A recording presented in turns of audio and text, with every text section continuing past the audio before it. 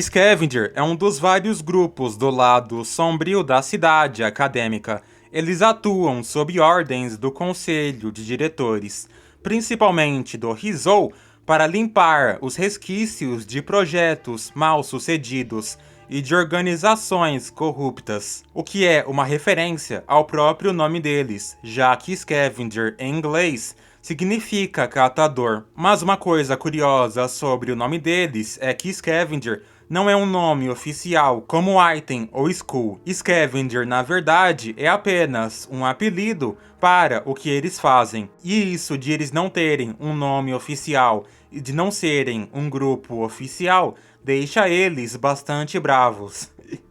Já que é como se os adultos não levassem eles a sério. Os Scavengers ficam guardados em câmaras criogênicas até eles receberem uma missão da intermediadora, que funciona como uma ponte entre o conselho de diretores e o resto da equipe. Olhando assim, esse até parece um grupo super secreto, tipo a arma secreta da cidade acadêmica, feita para eliminar as maiores ameaças, tipo o Esquadrão Suicida. Mas tudo isso cai por terra quando vemos que os Scavengers são totalmente atabalhoados e não sabem fazer as coisas direito.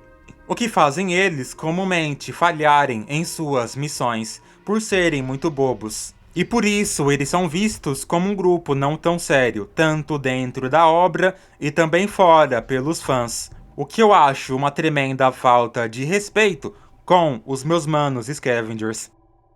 Os Scavengers apareceram pela primeira vez em Toaru Kagako no Accelerator, quando o Rizou ordenou que eles eliminassem a DA, que era uma organização de policiais corruptos que estava se passando pela Anti-Skill. Os Scavengers até estavam conseguindo completar essa missão, mas eles acabaram se encontrando com a verdadeira Anti-Skill e também decidiram atacá-los, já que a Anti-Skill é uma organização de policiais professores, e os Scavengers odeiam professores, coisa que eu vou explicar mais pra frente. A Naru decide atacar a Airu e isso dá uma tremenda confusão, com até magos entrando nessa batalha. Mas tudo isso acaba quando o Accelerator aparece e sozinho humilha todos os Scavengers.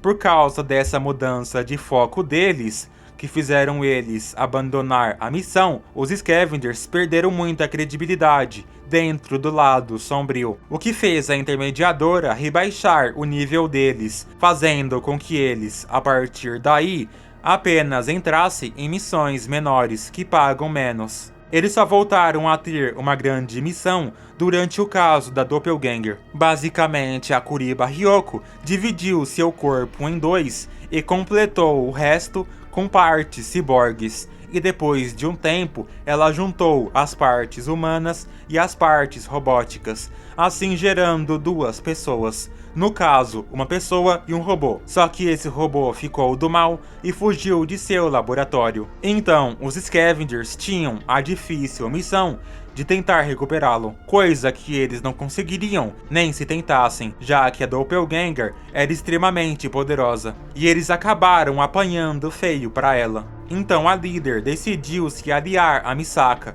para ela derrotar a Doppelganger, coisa que funciona, mas falhou a missão de tentar recuperá-la, já que a Misaka destruiu completamente a Doppelganger. Mas com medo de não ser paga de novo, a líder decide ameaçar a intermediadora para ela fazer o pagamento mesmo assim, coisa que ela faz por livre e espontânea pressão. Depois do caso da Doppelganger, a intermediadora voltou o status dos Scavengers para o que estava antigamente, fazendo com que eles voltassem a ter grandes missões. Assim como outros grupos do lado sombrio, os Scavengers usam identidades falsas. Então, os nomes que nós conhecemos eles não são verdadeiros. Mas como eu duvido que o autor vai revelar os nomes verdadeiros deles, eu vou chamar pelos falsos mesmo. São eles: Izumi Hita.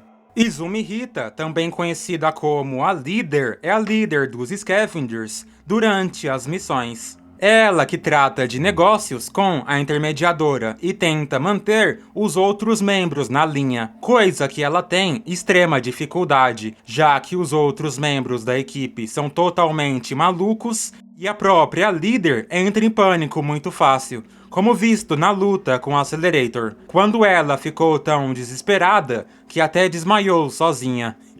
O que mais tarde fez a líder ter um trauma tremendo pelos nível 5, que fez ela, por exemplo, ficar com muito medo da Misaka, no arco do Dreamhunter. Mas uma coisa curiosa sobre ela é que a líder tem a mania de querer recrutar as pessoas para seu grupo. Então, por exemplo, durante a luta com a Accelerator, a líder tentou recrutá-lo para os Scavengers, mas pelo visto, o Accelerator não curtiu muito o convite. Nós não sabemos muito do passado dela, tudo o que sabemos é que ela foi abusada por seu professor, e por isso ela tem um ódio tremendo pelos professores, e ela tem um nojo dos alunos que se dizem os queridinhos dos professores. E esse ódio pelos professores é algo compartilhado por todos os Scavengers. Cada um tem seu próprio motivo, mas todos concordam que os professores são o grande mal da cidade acadêmica. E como a cidade é comandada pelos professores, os Scavengers querem acabar com toda essa hierarquia, incluindo o próprio diretor da cidade acadêmica, Aleister Crowley, o que é uma coisa completamente descabida da realidade, né? Se nem os grupos sérios conseguiram isso, imagina esse bando de patetas. Mas uma coisa curiosa sobre essa motivação deles é que eles também querem acabar com o conselho de diretores. Mas o irônico é que eles justamente trabalham para o conselho de diretores.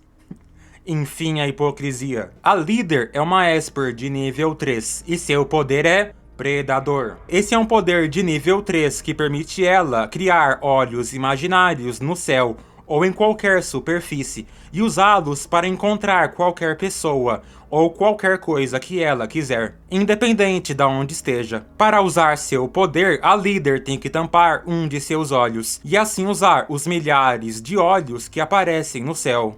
Olhos esses que são vermelhos em Toaru Kagako no Accelerator e cinzas em Toaru Kagako no Railgun T. E que, inclusive, o do Kagako no Accelerator é muito mais bonito. Eu acho esse poder visualmente muito da hora. Esse Predador é uma habilidade muito roubada, já que cada olho funciona individualmente, ficando ainda mais fácil de encontrar uma pessoa. Ainda mais se pensarmos que ele aparentemente não tem restrições de distância, já que a líder usou ele para encontrar a Doppelganger por boa parte da cidade acadêmica. E além de que a líder também pode usá-lo em interiores, como visto na luta com o Accelerator, o que dá uma grande versatilidade para esse poder. Os únicos pontos fracos é que, diferente do I Am Stalker da Tacticsbook, que encontra pessoas pelos campos AIM, que faz ela conseguir sentir a presença das pessoas, o poder da líder é exclusivamente visual. Então, se ela não souber o que procurar, seu poder não adiantará de muita coisa. E o segundo ponto fraco, entre aspas, é que como ela cria olhos imaginários, se ela usar esse poder no céu durante o dia,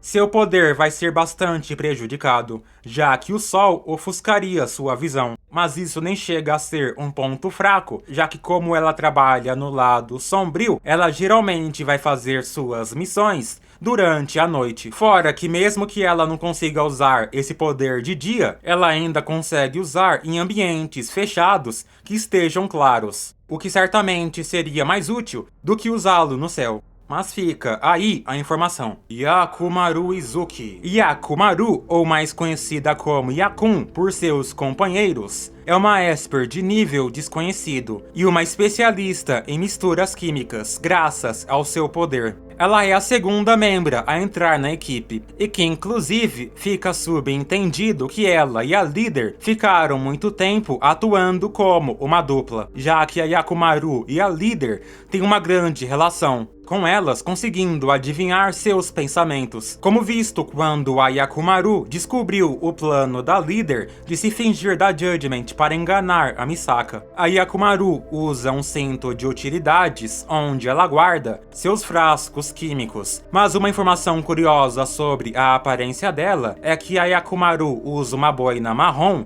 para esconder seu rosto. Já que, como vimos no arco do Dream Hunker, a Yakumaru sem a boina é muito bonita. Coisa que pra ela é algo ruim, já que como ela é do mal, ela quer que as pessoas tenham medo dela e não se apaixonem por ela.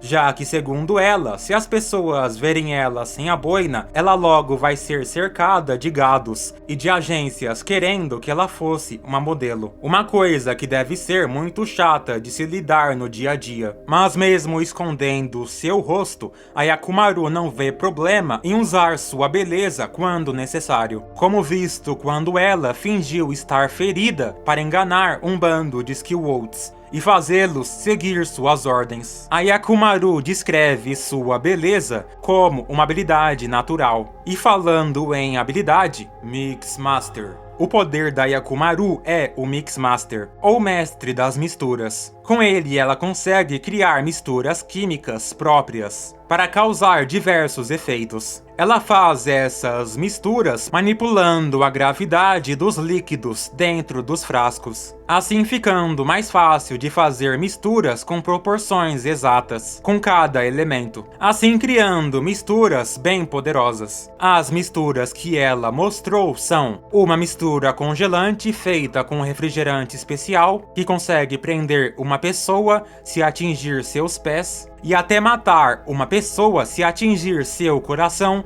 ou seu cérebro, atingindo uma temperatura de menos 289 graus Celsius, o que vai muito além das tecnologias de criogenia da cidade acadêmica. Ela também mostrou ser capaz de fazer uma arma incendiária do tipo Termite, misturando todos seus frascos químicos na forma de uma bola que ela guarda no seu cinto. Lançando essa bola como um projétil, ela pode causar uma explosão que atinge até 4.000 graus Celsius. Além disso, ela também mostrou um analgésico, um explosivo, um combustível especial para os veículos dos Scavengers e um produto químico que enferruja somente o metal. Pra quem achava que nunca iria usar química na vida, tá aí.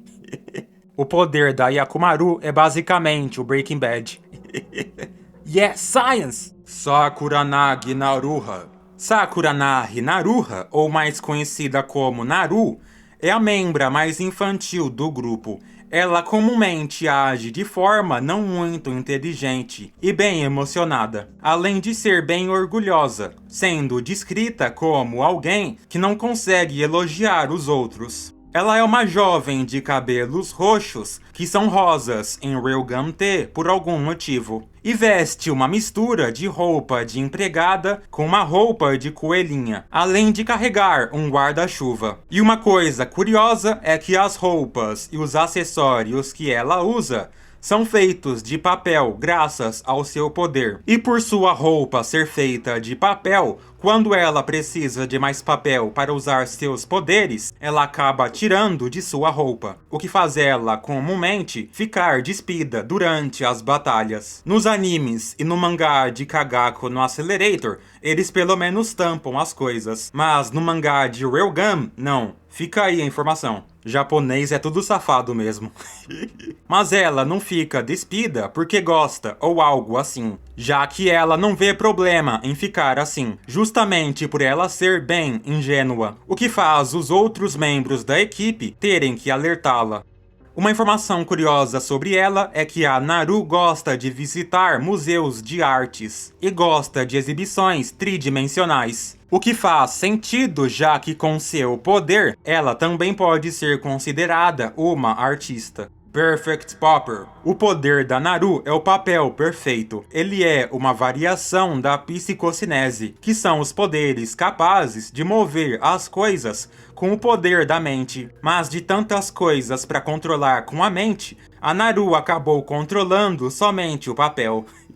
Mas brincadeiras à parte, esse poder dela é bem interessante, porque ela consegue transformar esse papel em várias coisas que não fazem muito sentido, mas a gente releva, conseguindo fazer bombas, um trenó e até um avião que os Scavengers usam de transporte e que funcionam à base do combustível especial feito pela Yakumaru que eu falei mais cedo. A Naru consegue controlar a flexibilidade do papel, conseguindo deixar ele parecido com um tecido, o que ela faz para criar suas roupas, e até deixar esse papel com a resistência de uma liga de aço reforçada. Com essa variedade, a Naru consegue transformar o papel em qualquer coisa que ela quiser, conseguindo criar, por exemplo, uma armadura de coelho, que ela geralmente usa como um mecha, para aumentar sua força, além de criar escudos, lanças, dardos, martelos e até uma escavadeira com dentes, sei lá o que é isso, que ela usa para entrar no solo e atacar o inimigo de surpresa, tipo uma toupeira. A Naru tem que fazer muito esforço para criar coisas mais complexas, como, por exemplo, a própria escavadeira. Então, numa luta, ela tem que saber o que vale a pena fazer em cada situação, já que nesse caso da escavadeira, a Naru fez ela no improviso, sem saber que ela seria bastante lenta e não muito útil durante a batalha. E além disso, a Naru consegue criar uma tumba que faz parte do ataque combinado dos Scavengers. Tumba essa que é tão resistente que consegue suportar uma bomba da Yakumaru que chega a 4.000 graus Celsius, que ela usou para prender o Accelerator. Por ser um poder de papel, esse poder parece muito o jutsu de papel da Konan. Mas a diferença é que a Konan apenas controla o papel. Então todos os jutsus dela ainda têm a aparência de papel. E o poder da Naru cria vários materiais usando papel. Ele ainda, de certa forma, é papel. Mas como ela consegue controlar a flexibilidade, ele pode parecer um tecido ou até uma barra de ferro. Esse é um poder bem forte e versátil. A Naru é uma Esper de nível 3, mas é dito que com suas criações, seu poder de fogo é comparado até o nível 4, o que combinado com sua grande habilidade corpo a corpo, deixa ela muito poderosa, já que ela conseguiu, por exemplo, lutar com a Hitokawa e até derrotar a Esther, que é uma maga. Ela parece ser muito forte, mas infelizmente não sabemos muito disso, já que ela enfrentou personagens extremamente poderosos, como o Accelerator e a Doppelganger, mas nenhum desses casos contou como uma luta, já que ela apanhou feio dos dois. Tadinha dela. Seiki Torou-maru. Seiki é o último membro a entrar no grupo. E sim, membro, porque pra quem não sabe, ele é homem. Eu tenho minhas dúvidas, mas ok, né? Nesses tempos de hoje, é melhor nem falar nada. Ele foi a última pessoa a entrar no grupo, e ele é o membro mais normal da equipe, sendo bem discreto e não ligando muito pro trabalho dele. Mas ele também mostra ser bastante travesso e bastante orgulhoso, como visto na luta com a Misaka, quando ele pensou que ela também era homem e ficou se gabando de que ele também era. O que é irônico, já que ele era o único homem ali e foi justamente ele que tomou um pau. Apanhou feio. Mas uma informação curiosa sobre ele é que o Seiki é o único dos Scavengers que não odeia os professores, mas ele finge concordar com o resto da equipe para não perturbar a harmonia da equipe. E uma informação curiosa é que ele gosta de cosplay, o que faz sentido, né, já que ele faz cosplay de mulher. O Seiki é um Esper de nível desconhecido, e ele tem um dos poderes mais legais da obra. Eu sou meio suspeito pra falar, porque eu gosto de poderes que envolvam a física, mas esse poder é bem da hora. Stick Sleep. O poder do Seiki é o Stick Sleep, que permite ele controlar os coeficientes de atrito, que para quem faltou nas aulas de física, são os vetores dimensionais que representam a resistência ao movimento entre duas superfícies. Ou traduzindo, o Seiki controla como as coisas se movem sobre outras coisas, podendo, por exemplo, diminuir o atrito de seus pés em relação ao chão e conseguir deslizar no chão, andar pelas paredes e fazer um caminhão gigante deslizar como um sabonete. E ao aumentar o atrito do ar, ele pode até parar um mecha de 120 toneladas, já que como ele fica mais pesado, vai cada vez mais perdendo energia cinética, até parar completamente. E o Seiki consegue aumentar tanto o atrito no chão, que ao tocar no chão perto de uma pessoa, ele consegue parar completamente seus movimentos. Quando ele deixou o Accelerator imóvel para os Scavengers usarem seu ataque combinado. Mas nós temos um pequeno asterisco sobre essa situação. Nessa cena, o Accelerator realmente ficou parado, mas nós não sabemos se foi pelo poder do Seiki ou se foi do Accelerator apenas querer assistir esse ataque dos Scavengers, e por isso ficou parado. Mas nós sabemos que esse poder funciona, já que o Seiki usou isso para parar o carro da intermediadora. E ainda falando em manipular o atrito das coisas, o Seiki é o responsável por diminuir o atrito dos veículos criados pela Naru, o que junto com os combustíveis criados pela Yakumaru são o que fazem esses veículos criados pela Naru efetivamente funcionarem. O Seiki consegue manipular o atrito de coisas a 1 metro ao seu redor, além de conseguir fazer isso com ele mesmo. Mas outra aplicação desse poder é o Seiki criar uma barreira de atrito em volta de seu corpo, fazendo com que os ataques deslizem ao seu redor e não o atinjam. E outra aplicação dessa barreira é deixá-la com uma resistência ao ar tão alta que todos os projéteis contra ele simplesmente derretem, deixando ele imune a tiros, por exemplo. Usando esse poder, o Seiki consegue aumentar sua própria velocidade, conseguindo correr a velocidades muito altas, além de conseguir aumentar sua própria força, como visto quando ele conseguiu segurar uma pessoa pelo pescoço, somente com uma mão. Esse é um poder bem interessante, mas ele tem alguns pontos fracos. Primeiro, que o efeito do Stick Sleep tem um limite de tempo, durando cerca de 6 segundos para coisas que ele toca, o que força o Seiki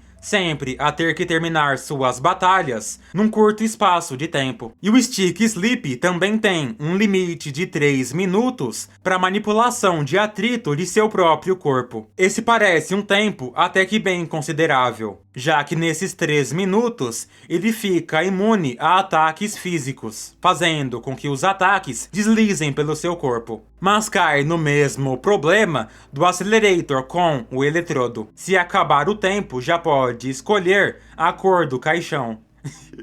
E segundo, que como eu disse mais cedo, esse poder deixa ele apenas imune a ataques físicos. Então, se ele for atingido por coisas não físicas, sua barreira não servirá de nada, como visto na luta com a Misaka, quando ela conseguiu atingi-lo com eletricidade. E terceiro, que diferente do Accelerator, o Seiki não fica imune à mudança de vetores que ele cria. Então, por exemplo, se ele usar o coice de uma arma como propulsor, ele ainda sentirá os efeitos de ser lançado a uma velocidade muito alta, e que, segundo ele, isso dói muito. E outro exemplo disso é que se o Seiki controlar o atrito de uma coisa em movimento, ele ainda vai sentir o impacto dela, como visto na luta com a Misaka, quando ela redirecionou os destroços que ele tinha lançado nela, e o Seiki, ao tentar mandar de volta, acabou tocando em um deles, assim conseguindo mandar de volta para ela, mas o que fez ele quebrar seu dedo no processo.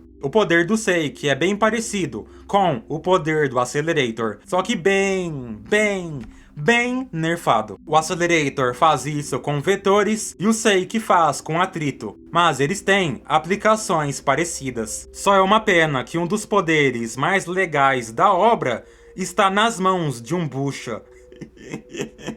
Os Scavengers são um grupo muito interessante, mas infelizmente nós vimos muita pouca coisa sobre eles. O que vimos é basicamente o que apareceu em Railgun T e em Kagako no Accelerator, que foi o que eu contei durante todo o vídeo. Além disso, eles também apareceram no arco Jailbreaker de Railgun, que vai acontecer na 4ª temporada. Mas eles têm uma participação tão fraca naquele arco que eu nem achei valer a pena falar sobre, já que eu daria spoilers basicamente pra nada. Mas um spoiler que muitos de vocês podem não saber é que os Scavengers nunca apareceram na série principal, ou seja, em Index. Tudo que tivemos foi uma menção no NT-17, que acontece muito tempo depois da onde Index 3 acabou. Lá, os Scavengers são citados, junto com os Hound Dogs, como um dos vários grupos do lado sombrio que servem o conselho de diretores. Mas como esse volume se passa muito tempo depois do anime, e eles estão citando os Scavengers como um grupo, dá a entender que de lá pra cá, eles realmente conseguiram um status de grupo oficial. E que mesmo que eles odiassem esse nome, eles ainda preferiram ser chamados de Scavengers, já que os nomes sugeridos pela Naru eram horríveis. Então deixa Scavenger mesmo. Se você conseguiu chegar até aqui, não se esqueça de deixar um like e se inscrever no canal para apoiar. Como vocês já devem ter percebido ou não, eu comprei um microfone novo. E eu tô há 3 semanas apanhando para tentar usar isso. E é por isso que esse vídeo atrasou muito. Desculpa. Eu tive que regravar esse vídeo umas 10 vezes até descobrir como usar esse microfone. Mas eu acho que do jeito que tá funcionando. Eu espero. Mas é isso, obrigado por assistir, falou!